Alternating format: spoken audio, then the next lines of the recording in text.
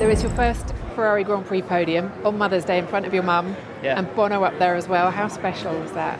Oh, it's such a special day. It's honestly been one of the most amazing weeks I've had. To travel out here with my mum, travel around and get those really special moments together, and then the support for her to also see the support that I get here in Shanghai.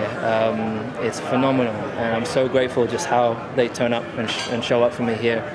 And then huge congratulations to Kimi. It's a real privilege to kind of see him come, take my place and get to work with an amazing team. Congratulations to everyone at Mercedes, because they've done a phenomenal job. And to be up there with Kimi and with Bono was really, really sweet. And then on top of that, to be Mother's Day, I've got to say Happy Mother's Day to my mum, and a huge Happy Mother's Day to my stepmom Linda, who has been here with me many, many times and is such a huge part of my life. And then obviously to all the mums around the world. You said to me yesterday you were going to go and do some learning from Australia and about how these cars work and things. And did you really find you put that into practice today? And has that sort of re-energized you, that you can actually have an impact the more you study and the more you put the work in? Yeah. I mean, honestly, last night was the first time in 20 years that I've been racing, on more than that I've sat and I took my mum through everything I go through, and she was gobsmacked. And so I wish that the world could see the work that goes on, in the background, the amount of studying. It's like, honestly, it's like studying for a test every day. And I've never really been good at tests, but fortunately I'm good at driving. So, but yeah, I learned a lot in the main race, brought it into this race. Still some improvements to be made. But my race pace has been really good, particularly on the hard tires in these first two races.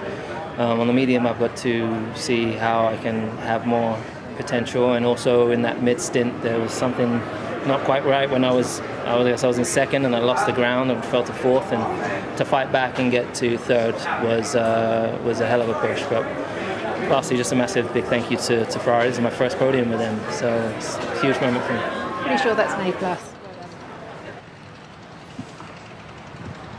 It looked like a lot of fun out there. Was it as much fun as we were enjoying watching it? I really enjoyed it. It's not very often that I have a smile after P4. I mean, of course, there are many negatives on a race many negatives. There's one big negative after a race like this, and this is the gap to the Mercedes. And Lewis and I think, did the maximum. Obviously, we lost sometimes, so maybe the gap is a bit bigger than what we thought. We lost sometimes. Once they were gone, we decided that we will fight, at least for the podium. So that didn't optimize our race time, but didn't change anything to our results.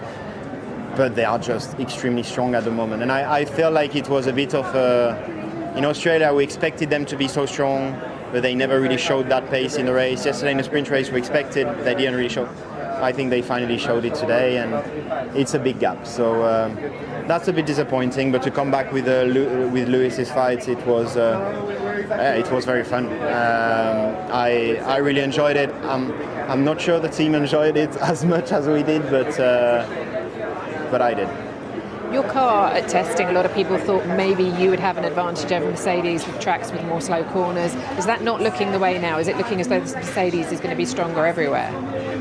I think they are very strong. I think they are very strong in general. Then again, I've said it multiple times, but I really think that this year is going to be all about development.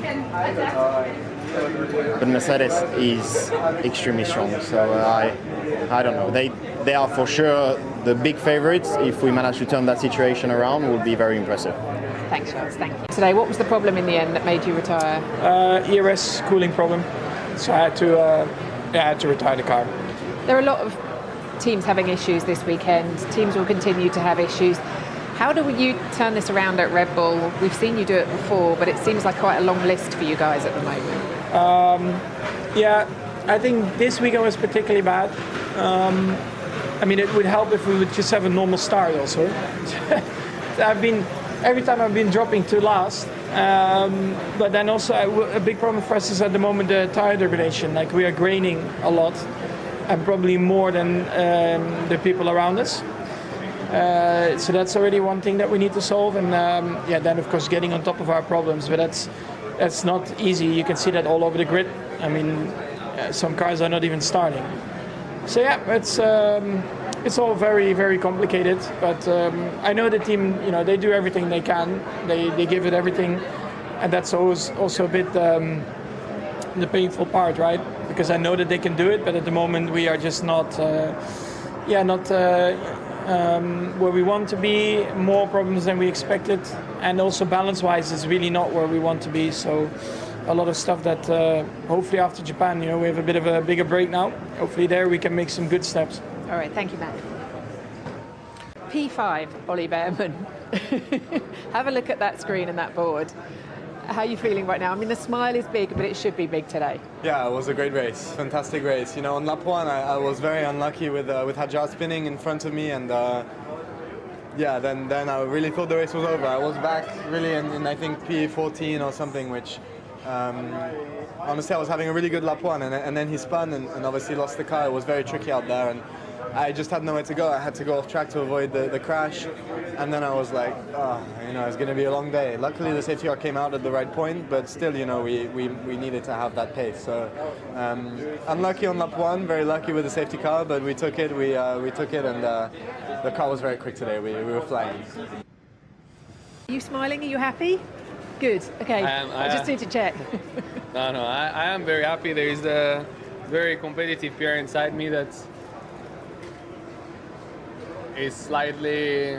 I'm not disappointed, but I knew, I felt like we had that 5th place before the safety car, and my middle part of the race wasn't as good as I would have liked in the traffic, and I lost a few situations. I lost out, and I knew we had the pace to finish 5th. So at the end, it was a flat-out race, giving absolutely everything, and I could see Max and Biermann in the distance, and I was putting some really strong laps, and in the end I missed out on P5 by 2 seconds, but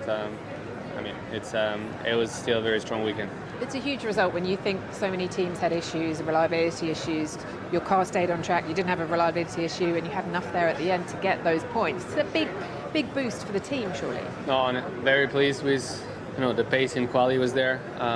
The gap is closing from testing to Melbourne to here. We're learning more and more about these cars, and the good thing is I'm still feeling this many small areas where we have performance and some sort of limitation, but that seems quite easy to fix. So once we manage to clean everything up, I think we should be in a very good position. Even at the restart, I lost boost pressure, so when I passed the line, I didn't have the power. Ollie flew past me, and I wanted to battle a bit more with him.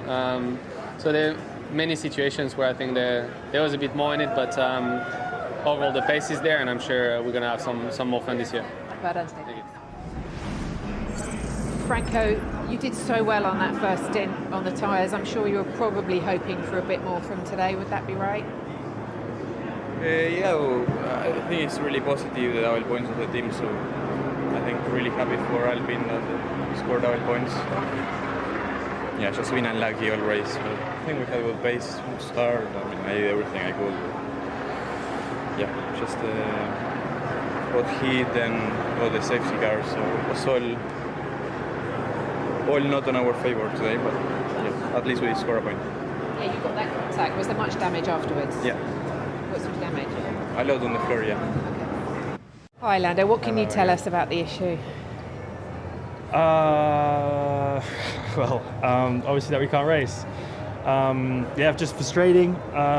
It's on the PU side, so the guys tried as hard as they could to get everything sorted or find some solution, but were unable to. So disappointing. My first non-start in Formula One. So tough to take, but it's life sometimes. When did you know about the issue? When did the team know? I'm not sure exactly, but I'd probably say an hour or so before going out. I was just warming up and getting ready to go drive, and then found out about it, so I'm not sure more than that. Just finally for me, have they identified it enough to know what to fix, or are they still going through the process? No, I think not. I don't know yet. They know it's just an issue that we can't fix for now. They need to look further into knowing exactly what it is, why it's happened, and then the next step will be trying to figure out how to fix it. Oh, Oscar, I mean, you got further this time than last time. I got to the grid. When were you aware of the issue? Did it happen on the lap to the grid, or was it once you were there? No, it was once I got out of the car. Not exactly sure what it is. We just know it's an electrical issue on the PU side, so disappointing. And different to the one Lando had, the team have said. Yes. It does give you a chance to see what others are doing right now in the race and where they're deploying. I mean, what can you take? It's been a while since I've watched two F1 races from the sidelines, so yeah, the Ferraris look pretty quick at the moment, but we'll see how long that lasts for. All right, thanks, Oscar. Thanks. You. Well, Andrea, I'm sure people watching know that a Grand Prix weekend is made up of the effort, the energy of a lot of people within the team, within a factory as well, not to mention the McLaren fans who invested getting up early. I suppose your first thought on a day like this has to be to them in a certain way, maybe? Well, we came here to go racing, and today we were not in condition to do so because of technical problems. This is very frustrating and disappointing for the team, for the drivers, for our technical and commercial partners, and obviously, as you say, for our fans. So we are sorry for that. We will regroup, we will understand these technical problems, and we will go again in Japan. Okay. Nothing changed fundamentally between the end of Grand Prix qualifying and the fire-up in the garage? Once we were preparing the car of Lando to leave the garage, we found a problem on the electrical side of the power unit. We tried to fix it, but actually there was no way to fix it. And then once we were on the grid, we found another problem on the electrical side of the power unit on Oscar's side. They seem to be different problems occurring for some reasons at the same time.